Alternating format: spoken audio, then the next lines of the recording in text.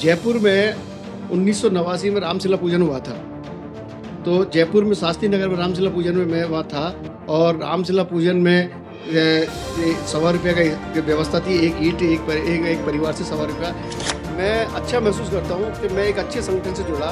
मेरे जीवन में जो व्यक्तित्व का निर्माण हुआ है, मेरे को उसके लिए मैं ये संघ को बधाई देना चाहता हूँ। एलीट क्लास में सुपरफिशियल बात होती है और वो केवल अखबार में पढ़ी हुई, टीवी में आई हुई जानकारी के माध्यम से बातचीत करते हैं।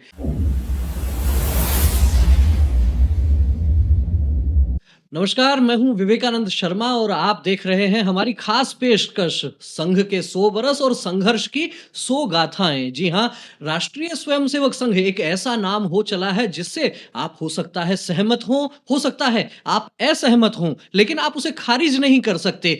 देश की जब बात करते हैं, अलग अलग आयामों की, अलग अलग क्षेत्रों की जब बात करते हैं, चाहे बात कर लो आप विद्यार्थियों के क्षेत्र की, या बात कर लो किसानों की, मजदूरों की, या बात कर लो धार्मिक क्षेत्र की, या बात कर लो आप राजनीतिक क्षेत्र की, कोई क्षेत्र ऐसा अछूता नहीं है जहां संघ की भमक ना हो। जी हां, 100 बरस में संघ चलता चलता आखिर कहां तक पहुंच गया। विचारधारा अपनी जगह है, लेकिन उस विचारधारा को आगे ले जाने वाले आखिर कौन लोग थे वो जो ये कहते थे कि इस कंटकाकीर्ण मार्ग पर हमें चलना है, चाहे मान मिले, चाहे अपमान मिले, चाहे सम्मान मिले, लेकिन इन सब से परे रहकर हमें काम करना है मां भारती के लिए। हमें इस राष्ट्र को परम वैभव तक लेकर जाना है। तो इन 100 कहानियों में हम बात करेंगे कुछ ऐसे ही चुनिंदा लोगों से। आज हमारे साथ में है श्रीमान राजेंद्र जी गुप्ता। विधि विभाग में आपने अपनी सेवाएं दी हैं। सचिवालय में लंबे समय तक आप विधि विभाग में परामर्शदाता के रूप में आप रहे हैं, अलग-अलग काम किए, लेकिन संघ से आपका जुड़ाव कैसा रहा? तमाम विषयों पर बात करेंगे। राजेंद्र जी, बहुत-बहुत स्वागत है आपका हमारे इस शो में। नमस्कार। सबसे पहले जानना ये चाहेंगे आपसे कि राष्ट्रीय स्वयंसेवक संघ से आपका जुड़ाव कब हुआ, किन परिस्थितियों में हुआ, कैसे आपका संघ की शाखा में जाना प्रारंभ हुआ? मैं मूलतः गंगापुर सिटी का रहने वाला हूँ और मैं जब छोटी आयु में था, तो हमारे चाचा जी, काका जी उस क्षेत्र शाखा में जाते थे।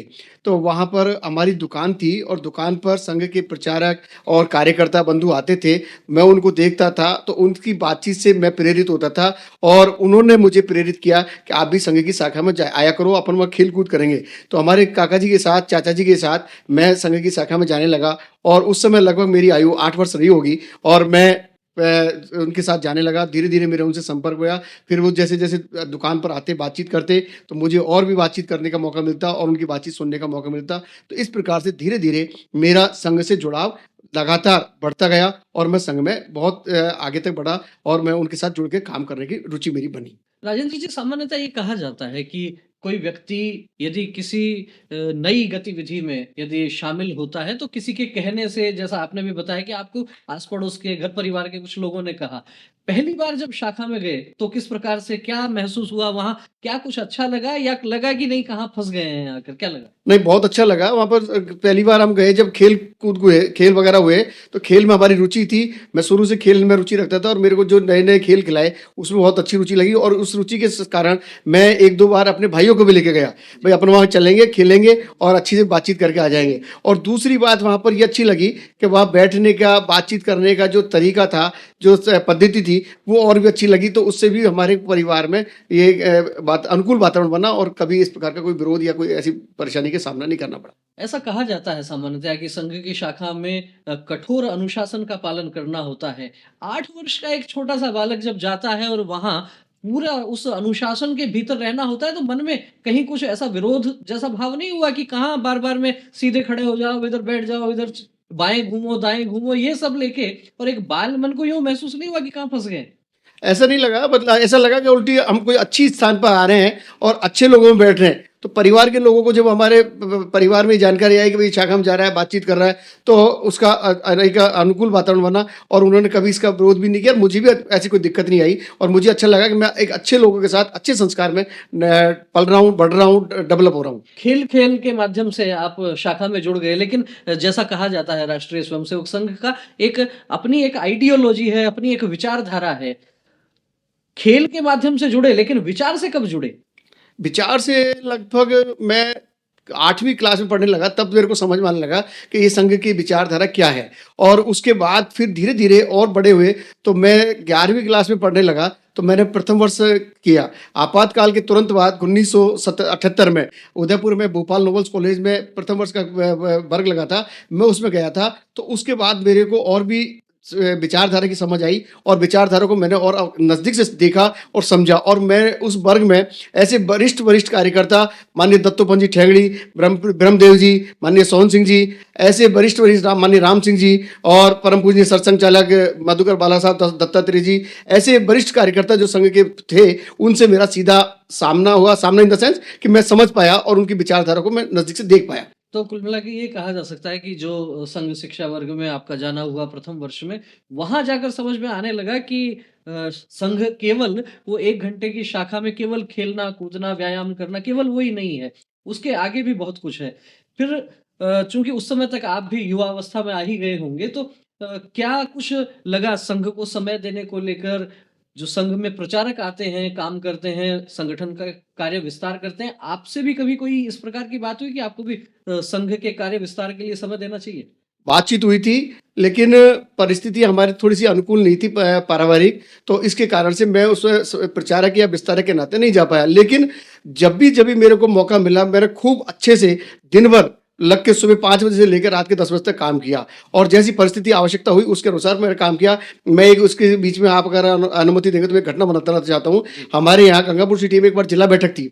जिला बैठक की व्यवस्था की ज़िम्मेवारी मेरे को और मेरे एक मित्र को थी, लेकिन मैं उस समय पर नहीं कर पाया। हमारे जिला कार्यवाही जो अभी इस दुनिया में नहीं है, उन्होंने आके मुझे कहा कि आपकी व्यवस्था क्या है? आपने व्यवस्था नहीं की।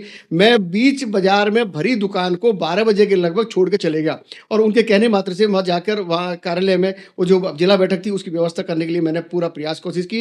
बाद में मेरी दुकान पर मेरे दूसरे चाचा जी आए, उन्होंने पूछा कि भाई ये राजू नाम का जो मेरा नाम घर में राजू है, तो राजू नाम का बैठा था, कहाँ गया? कि साहब वो आए थे वकील साहब और उनके साथ चले गया और वो पता नहीं गए। और बाद में मैं शाम को घर आया, हालाँकि मुझे कोई डाँट नहीं पड़ी, लेकिन मुझे उनकी आँखों से ये लगा कि मैंने बिना अनुमति के कोई काम किया। लेकिन बाद में उन्होंने मुझे और इस तरह से प्रोत्साहित किया कि आपने अच्छा काम किया, लेकिन बता के जाना चाहिए था। तो इस तरीके से कभी मेरे को कोई दिक्कत नहीं आई और मैंने लगातार जब मुझे स्थानीय स्तर पर आदेश हुआ, उस आदेश की मैंने पूर्णतः और तन-मन से पालना की। संघ में जिस तरीके से शिक्षण की पद्धति है, आपने बताया प्रथम वर्ष किया, उसके आगे भी कोई संघ का शिक्षण और भी हुआ आपका? उसके आगे शिक्षण नहीं हो पाया कि मैं फिर सेवा में आ गया और बीच में मेरा थोड़ा-सा संपर्क संघ से कम हो गया, कुछ पढ़ाई-लिखाई के हिसाब के कारण से, इसलिए मैं भी आगे की जो शिक्षण है, वो नहीं कर पाया। और अब जो है उसमें आयु बड़ी होने के कारण से उसमें अनुमति नहीं है, इसलिए जो आगे के 2 शिक्षण है प्रथम द्वितीय वर्ष, तृतीय वर्ष, वो नहीं कर पाए। सामान्य रूप से संघ की शाखा में जाते थे, संघ के कार्यक्रमों में आप जाते थे, उसके बाद में जैसे प्रथम वर्ष में जाना हुआ, तो वहाँ की तो दिनचर्या भी अलग रहती है, अलग प्रकार से शाखा भी काफ़ी देर 2.5-3 घंटे की शाखा होती है, दोनों समय शाखा होती है। क्या लगा उस समय का क्या अनुभव था संघ शिक्षा उस में? समय का बहुत अच्छा अनुभव हुआ। शुरू में संघ शिक्षा वर्ग में गया तो हमारी माताजी ने पूछा, तुम पता नहीं कहाँ जा रहे हो, क्या बातचीत है? क्यों मेरे स्वभाव में एक खराबी थी और वो खराबी ये थी कि मैं सब्जी घर में बनती थी, मैं उसको नहीं खाता था। लेकिन मैं संघ शिक्षा वर्ग से जब लौट के आया, तो मैं सब प्रकार की सब्जी जैसी भी बनी है, उसको बड़े प्रेम से खाने लगा। तो माताजी ने कहा कि ये बहुत अच्छा हुआ कि तुम जाके आए हो, तो तुम्हारे जीवन में परिवर्तन हुआ। दूसरी बात, शारीरिक दृष्टि से भी मैं काफ़ी अच्छा हो गया। और कठिनाई की जहाँ तक बात है, तो संघ शिक्षा वर्ग में उस समय जो पुराने लोग सब जानते हैं, 4 बजे जागरण होता था, लेकिन मैं 3 बजे जगता था। और हमारे साथ एक हमारे मित्र थे जो पहलवान थे, तो वो अलग से और व्यायाम करते थे। हम दोनों मिलकर अलग से व्यायाम करते और हमको ये था कि यहाँ आए हैं तो हमको अच्छे से सीखना है, अच्छे से शरीर की रचना करनी है, अच्छे प्रकार की जो जानकारी है उसको लेके जाना है। और वहाँ बौद्धिक कविता, गीत, कहानी ये सब होती थी और उन सब को भी हम लिख कर लाते थे। और यहाँ फिर जब हम अपने क्षेत्र में आए तो उस सब जानकारी हमने अपने क्षेत्र के स्वयंसेवकों को दी। संघ शिक्षा वर्ग में जब आपका जाना हुआ तो सामान्यतः संघ में ये पद्धति है कि जो बड़े कार्यकर्ता हैं वो आपको प्रोत्साहित करते हैं, मोटिवेट करते हैं कि आप वहाँ संघ शिक्षा वर्ग में जाएँगे तो आपको बहुत सी नई चीज़ें सीखने को मिलेंगी, नई बातें देखने को मिलेंगी। आपको संघ शिक्षा वर्ग में जाने के लिए प्रेरित करने वाले व्यक्ति कौन थे? मैंने जैसे शुरू में बताया कि हमारे चाचा जी की दुकान थी, वहाँ संघ के कार्यकर्ता उनसे मिलने आते थे, वो जाते थे, तो उन्होंने ही मुझे प्रेरित किया कि भाई अब भी आए शाखा में आया करो और शाखा में आके नहीं, बातचीत। संघ शिक्षा वर्ग के लिए संघ शिक्षा वर्ग के लिए हमारे विभाग प्रचारक थे माननीय परमेश्वर जी। परमेश्वर जी। परमेश्वर जी, जो अभी इस दुनिया में नहीं है, बीकानेर के रहने वाले थे मूलतः।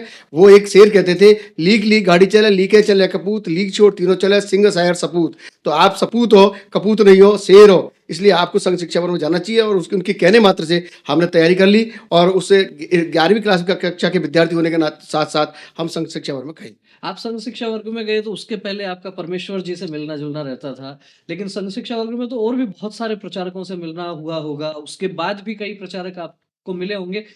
आपके मन पर सर्वाधिक सकारात्मक प्रभाव किस व्यक्ति का रहा संघ के इस परिदृश्य में? सकारात्मक प्रभाव मेरे जीवन में कई प्रचारकों का है, जैसे माननीय परमानंद जी हैं, रामकरण जी हैं, परमेश्वर जी हैं, जो माननीय जुगल जी हैं, और यहाँ जयपुर में गोपाल जी हैं। ऐसे कई प्रचारक जीवन में मिले, लेकिन सबसे ज़्यादा सकारात्मक जो अनुभव रहा वो माननीय परमानंद जी का जो रहा।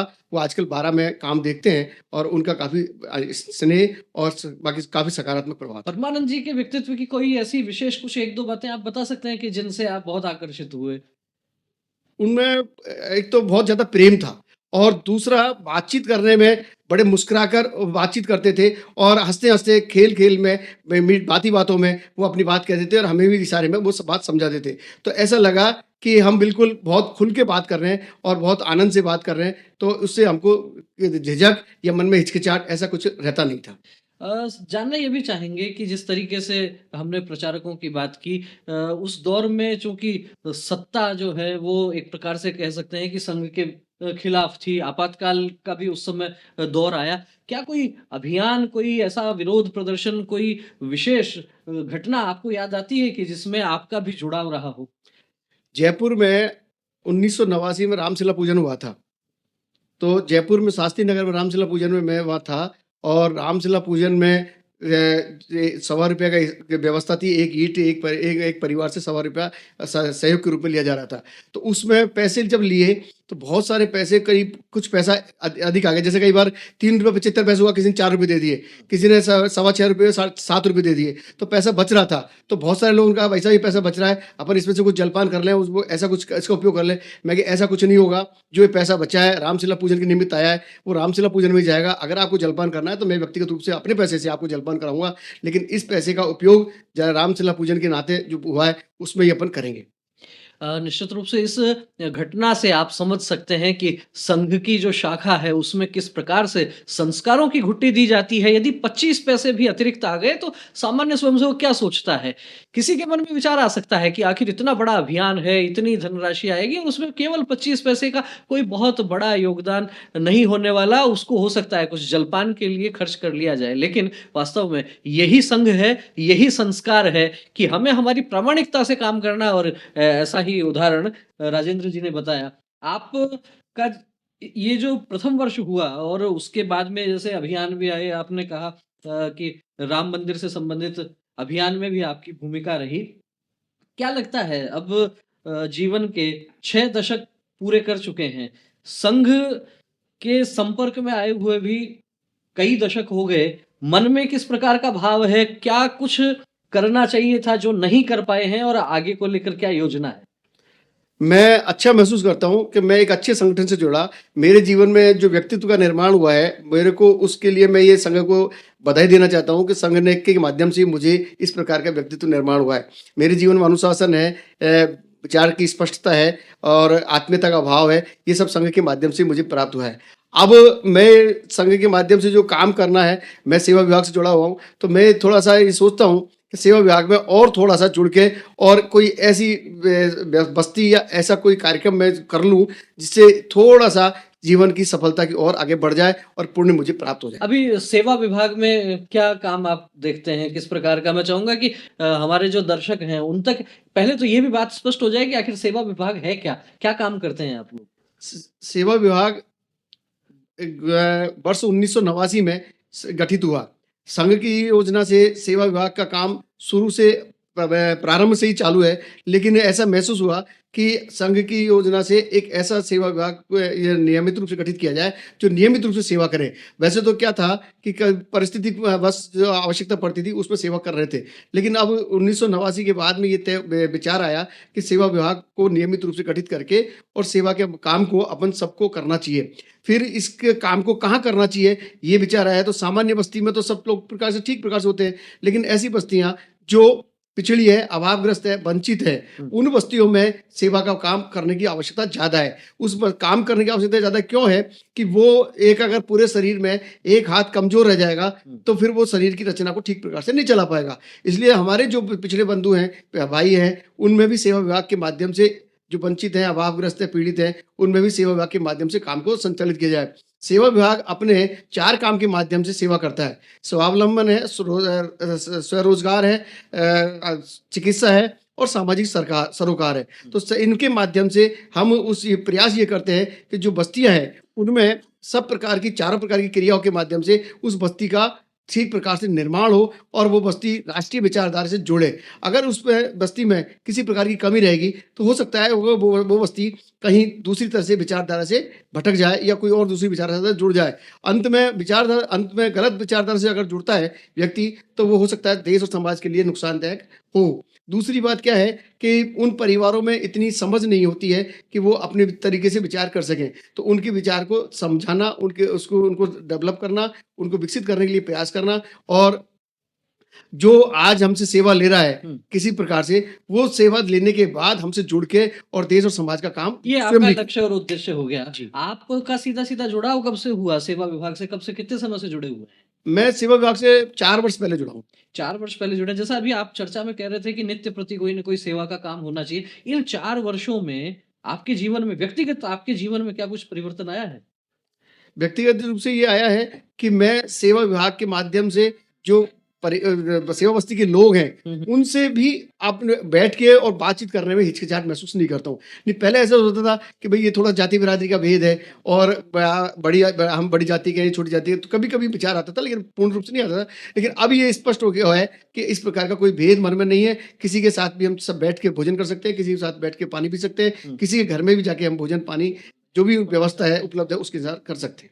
निश्चित रूप से सेवा भारती और सेवा विभाग के जो काम हैं, उनसे ये समझा जा सकता है कि जैसा राजेंद्र जी भी अभी बता ही रहे हैं कि जाति-पाति का कोई भाव नहीं रहता। संघ में भी ये कहा जाता है कि वर्षों-वर्षों तक जो कार्यकर्ता साथ में काम करते रहते हैं, उन्हें एक-दूसरे की जाति का पता ही नहीं होता, और ये कहा भी जाता है कि जाति-पाति पूछे नहीं कोई, हरि को भजे सो हरि का होई। साथ ही साथ संघ की शाखाओं में भी जो संघ से जुड़े हुए लोग हैं, वे जानते ही होंगे, वहाँ कहा जाता है, हिंदवः सोदरा सर्वे न हिंदू पतितो भवेत्, मम दीक्षा हिंदू रक्षा, मम मंत्र समानता। ये जो समानता का भाव है, इसके लिए सेवा विभाग काम कर रहा है। आपने जैसे ये कहा कि एक तो वैचारिक काम हो गया, जैसा आप में परिवर्तन आया कि थोड़ा बहुत यदि 1-2% भी भाव, कभी ऊंच-नीच का, जाति का यदि कोई भाव रहा होगा, तो वो सेवा विभाग से जुड़ने के बाद वो भाव तिरोहित हो गया।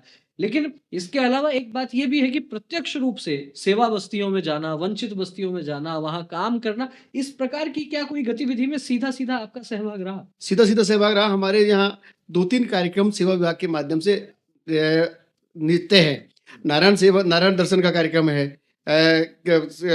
रक्षाबंधन का कार्यक्रम है, एक कार्यक्रम और है। इस प्रकार से हम 3-4 कार्यक्रमों में सीधे-सीधे जाते हैं।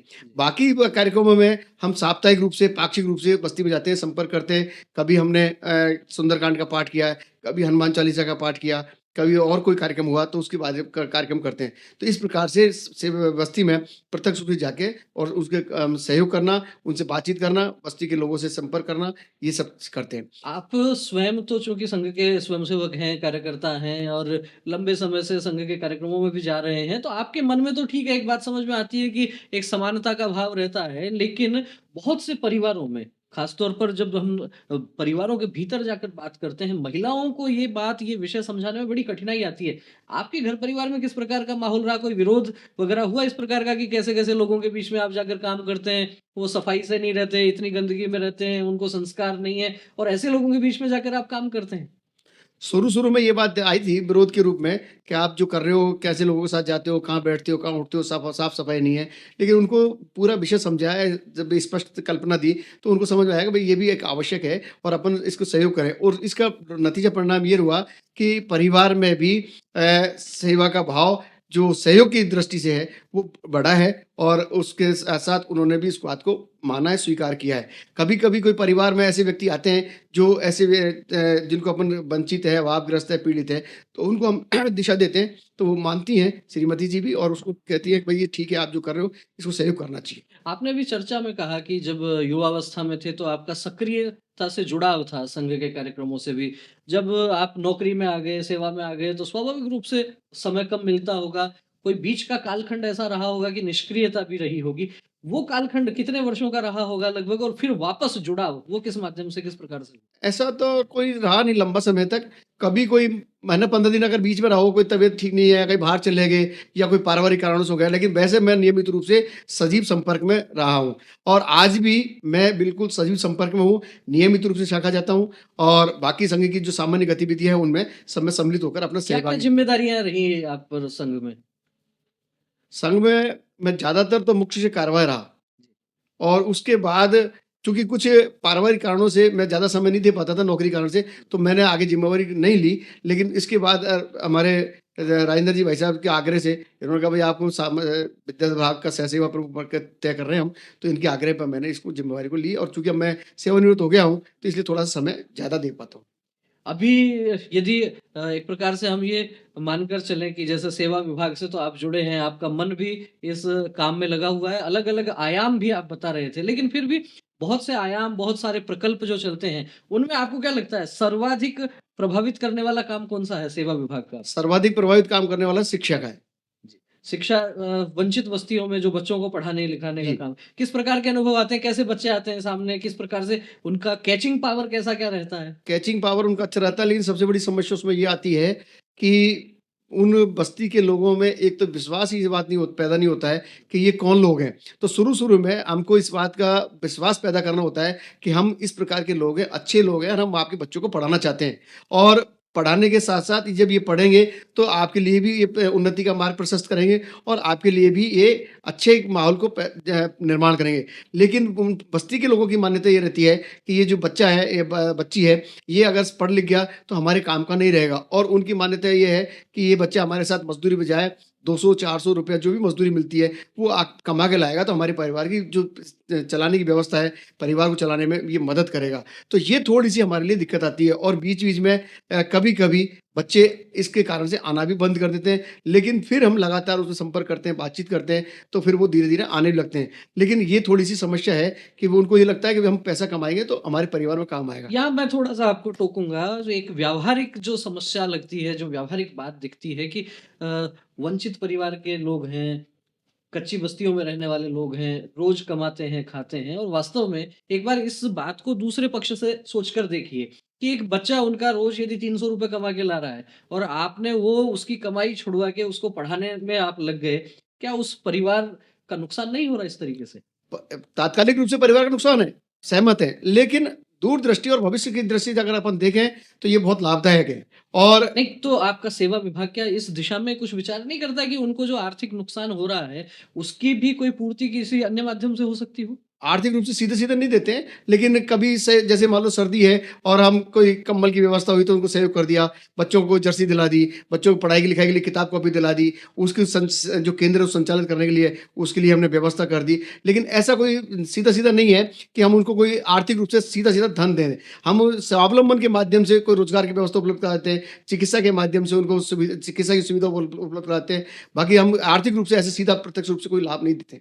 आप अभी जो जिन बस्तियों में जाकर काम करते हैं, वहाँ अपने परिचय के रूप में क्या बताते हैं? आप राष्ट्रीय स्वयंसेवक संघ के कार्यकर्ता हैं या फिर सेवा भारती या सेवा विभाग की बात करते हैं? हम सीधा-सीधा ये बताते हैं, भई हम सेवा करने वाले लोग हैं, समाज सेवी हैं, और हम आपको पढ़ाना चाहते हैं, हम आपके लिए अच्छा करना चाहते हैं। अनुभव ये आया कि कोई भी व्यक्ति सेवा विभाग की बात जब सुनेगा, जब उसको ये प्रत्यक्ष रूप से ये अनुभव हो जाए कि ये हमारे हित की बात कर रहे हैं। अगर उसको लगेगा कि ये हमारे हित की बात कर रहे हैं, तो वो उस बात को आपको सुनेगा और आपकी बात को मानेगा भी। तो हम राष्ट्रीय स्वयंसेवक संघ की बात नहीं करते शुरू में, लेकिन धीरे-धीरे 3 बार, 4 बार, 5 बार जब हम जाते हैं, तो उनको हम बताते हैं कि भई इस प्रकार का एक संगठन है, इस प्रकार की बात हम काम करते हैं और उसके माध्यम से हम आपकी तो उन बस्तियों में जब आप जाते हैं और जब संघ का परिचय होता है, तो किस प्रकार का आपको सामने से प्रत्युत्तर मिलता है? किस प्रकार की स्थिति लगती है संघ को लेकर? क्या एक आम धारणा उन लोगों की है? उन लोगों की आम धारणा ये होती है कि भाई ठीक है, बहुत अच्छा है, हम कोई ज़्यादा इसके बारे में नहीं जानते, लेकिन हम टीवी में, अखबार में देखते हैं, तो ये अच्छा संगठन है और सेवा का काम कर रहा है, हमारे लिए कोई दिक्कत नहीं है। हमारे को इसके माध्यम से उन्नति या कोई अच्छी व्यवस्था बन रही है, इसलिए मानते हैं। 2 अलग-अलग क्षेत्रों में आपके जीवन का अनुभव रहा है। अभी सेवा विभाग के माध्यम से आप काम करके और वंचित वर्ग की बस्तियों में जाते हैं। आपने जो अपनी नौकरी की सेवा काल जो आपका रहा, वो रहा सचिवालय में बड़े-बड़े अधिकारियों के बीच में। उन अधिकारियों के बीच में जब संघ की बात होती है, तो किस प्रकार का विचार आता है? और जो ये सेवा बस्तियों में जो बात होती है, इसमें किस प्रकार का विचार आता है? किस प्रकार का अंतर देखते हैं आप एक एलीट क्लास और एक सामान्य व्यक्तियों में? एलीट क्लास में सुपरफिशियल बात होती है और वो केवल अखबार में पढ़ी हुई, टीवी में आई हुई जानकारी के माध्यम से बातचीत करते हैं। उनको वास्तविकता में कोई जानकारी ज़्यादा होती नहीं है। लेकिन जो बस्ती है, उसमें हम बात करते हैं, तो उनको हम प्रत्यक्ष रूप से समझाते हैं, उनको बात को स्पष्ट करते हैं, तो उसको वो समझने की कोशिश भी करते हैं और वो मानते भी हैं। एलीट क्लास में क्या है कि वो बातचीत करेंगे आपस टीवी के माध्यम से, समाचार पत्र के माध्यम से और वो अपने व्यू के माध्यम के आधार पर बात करते हैं। साधारणतः क्या है कि एलीट क्लास की अपनी एक विचारधारा है, वो पहले से तय है। और उस विचारधारा के आधार पर ही वो बातचीत करते हैं, इसलिए वो कोई ज़्यादा उनको समझाने समझने की स्थिति नहीं है। वो जब प्रत्यक्ष रूप से कभी चीज़ को देखते हैं, कभी दिखाने के लिए हम लाते हैं, किसी को बुलाते हैं, कोई बातचीत आती है, तब उनको समझ में आती है कि वास्तविकता ये है। तो ये कहा जा सकता है कि जिस तरीके से सचिवालय में अधिकारियों के साथ और अन्य क्षेत्रों में आपका बड़े लोगों के साथ जब मिलना-जुलना होता है, तो वहाँ केवल सुनी-सुनाई बातें या अखबारों में जो चीज़ें आती हैं या फिर जो राजनीति से जोड़कर जो देखा जाता है, उस प्रकार की चर्चाएँ ज़्यादा होती होंगी? राजनीति के बेस पे ज़्यादा चर्चा होती है।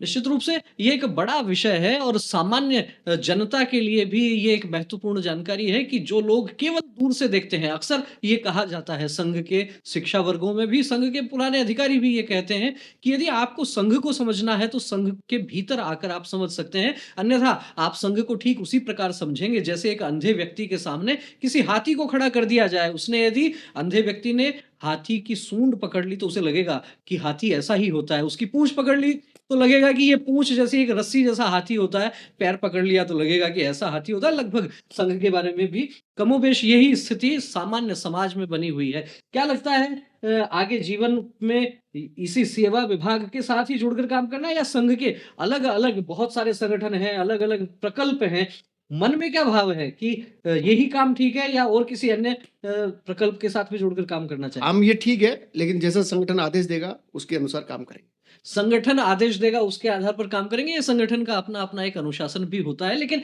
अक्सर कई बार ये भी बात होती है कि बड़े जो पदाधिकारी होते हैं, बड़े प्रचारक होते हैं, उनसे हम मन की बात कहते हैं, खुलकर बात करते हैं। क्या आज के इस दौर में जबकि संघ के काम का इतना विस्तार हो गया, क्या अभी भी बड़े पदाधिकारियों के साथ बैठकर, बड़े प्रचारकों के साथ बैठकर बात करने का समय मिलता है? अब कम मिलता है, अब कम हमारे जो प्रचारक बंधु हैं, उनको भी समय कम मिलता है और हमारे को भी थोड़ी-सी आपस में समय की सामंजस्य कम बैठ पाता है। बाकी कभी-कभार मिलता है तो बातचीत करते हैं। अ, कितने वर्ष हो गए संघ से जुड़े हुए यदि एक अनुमान के हिसाब से जोड़ते हैं? 54 वर्ष। 54 वर्ष हो गए, तो 54 वर्ष पहले का संघ या कहें कि लगभग 5 दशक बीत गए, 50 वर्ष पहले का संघ और अब 2025 का संघ, क्या कुछ अंतर लगता है? पहले के संघ में व्यक्तिगत बातचीत और आत्मीयता का भाव थोड़ा ज़्यादा था। अभी क्या है कि संघ का जो विस्तार है, वो बहुत ज़्यादा हो गया और अब डिजिटल युग है, तो ज़्यादातर काम जो है, सब मोबाइल के माध्यम से, फ़ोन के माध्यम से और उस गति से हो रहे हैं। तो उस प्रकार की थोड़ी-सी ये जो बातचीत है, आत्मीयता का भाव है, व्यक्तिगत रूप से मिलके आत्मीयता कम नहीं हुई, लेकिन व्यक्तिगत रूप से मिलके बातचीत करना और ये बैठना-उठना, वो थोड़ा-सा कम हुआ है। पहले संघ का विस्तार केवल शाखा ही थी और ये सब कम विभाग और ये ऐसे जो अन्य आनुषंगिक संगठन थे, वो थोड़े से कम थे। और अब इनका भी विस्तार हो गया है, परिवार बड़ा हो गया है, तो परिवार बड़े होने के कारण से कि जैसे पोते को परदादा से मिलने के लिए समय नहीं है, जगह नहीं है, हुँ। वैसी स्थिति थोड़ी-सी इसमें हुई है। लेकिन फिर भी ठीक है, अच्छा है, सब लोग मिलते हैं, आवश्यकता के अनुसार प प चर्चा भी होती है, बातचीत भी होती राजेंद्र जी, बहुत अच्छी चर्चा आपके साथ में हुई, लेकिन हम चाहेंगे कि चलते-चलते आखिरी सवाल मैं आपसे ये करना चाहूँगा, हमारे दर्शकों के लिए क्या संदेश देना चाहेंगे राष्ट्रीय स्वयंसेवक संघ को लेके, उसके सेवा विभाग को लेके या फिर आपके अपने व्यक्तिगत अनुभवों को लेकर? मैं तो सभी दर्शकों से ये आग्रह और निवेदन करना चाहूँगा कि संघ के माध्यम से जो भी सेवा का आपको मौका मिले, उसमें बिल्कुल प्रत्यक्ष रूप से सहभागिता करनी चाहिए। सेवा का मौका मिलना पहले अपने आप में दुर्लभ है और दूसरी बात ये है उस मौके को अगर अपन को लेके काम करने के जो अभ्यास है, उससे आपको एक अलग प्रकार की अनुभूति, अलग प्रकार की शांति का भाव महसूस होगा। और दूसरी बात ये है कि अगर अपन प्रत्यक्ष रूप से कोई सहयोग नहीं कर पा रहे हैं, तो संघ के स्वयंसेवक या सेवा विभाग के जो कार्यकर्ता हैं, वो कोई काम कर रहे हैं, तो उसमें भी अपन प्रत्यक्ष रूप से सहयोग कर सकते हैं। कभी जैसे मान लो मैं उदाहरण के लिए कोई शिक्षक है और वो सेवानिवृत्त हो गए हैं, तो उसमें 7 दिन में, 15 दिन में, 10 दिन में कोई बस्ती को जाके पढ़ाने-लिखाने की बातचीत कर लें, शिक्षा का प्रचार-प्रसार करें, तो आपको एक अलग प्रकार की आत्मिक शांति, आत्मिक संतुष्टि प्राप्त होगी। तो इस प्रकार से जो सेवा का काम है, उसमें सब लोग मिलके और सहयोग करेंगे, तो हो सकता है कि अपनी जो राष्ट्र निर्माण की विचारधारा है, भाव है, वो और मजबूत, प्रबल होगा और जल्दी अपने लक्ष्य को प्राप्त कर पाएँगे। तो ये थे हमारे साथ राजेंद्र जी गुप्ता, जो राष्ट्रीय स्वयंसेवक संघ के सेवा विभाग से जुड़े हुए हैं। और निश्चित रूप से हमारे यहाँ तो कहा जाता है कि सेवा है यज्ञ कुंड, समिधा सम हम जले। इस प्रकार का भाव सेवा विभाग के माध्यम से भी लगातार आगे बढ़ाया जाता है। और निश्चित रूप से ये भी कहा जाता है कि यदि आप अपने लिए जीते हैं केवल, तो आप में और जानवरों में क्या अंतर है। यदि आप अपने से आगे बढ़कर यदि परोपकार का भाव देश और समाज के लिए आप यदि कुछ कर सकते हैं, तभी आप सच्चे अर्थों में मानव हैं। और यही काम राष्ट्रीय स्वयंसेवक संघ कर रहा है, यही काम सेवा विभाग कर रहा है। लेकिन जो लोग संघ को केवल राजनीति से जोड़कर देखते हैं, केवल उसी चश्मे से देखते हैं, उनके लिए बहुत जरूरी है कि वे सेवा विभाग से जुड़े, सेवा विभाग की गतिविधियों से जुड़े और देखें कि वास्तव में समाज में कितना बड़ा परिवर्तन हो रहा है। बहरहाल, आपको ये वीडियो कैसा लगा? इस वीडियो को लेकर आपका क्या कहना है? क्या कहना है संघ के सेवा विभाग को लेकर, और क्या कहना है संघ की 100 बरस की इस अनथक अनवरत यात्रा को लेकर? कमेंट करके हमें अवश्य अवगत करवाएं। वीडियो अच्छा लगा हो तो इसे लाइक करें, अधिक से अधिक लोगों तक इसको शेयर करें, और साथ ही साथ इस तरह के अनेक कहानी, किस्से, संघर्षों की गाथाएं जानने के लिए जुड़े रहिए हमारे साथ। बहुत बहुत धन्यवाद। नमस्कार।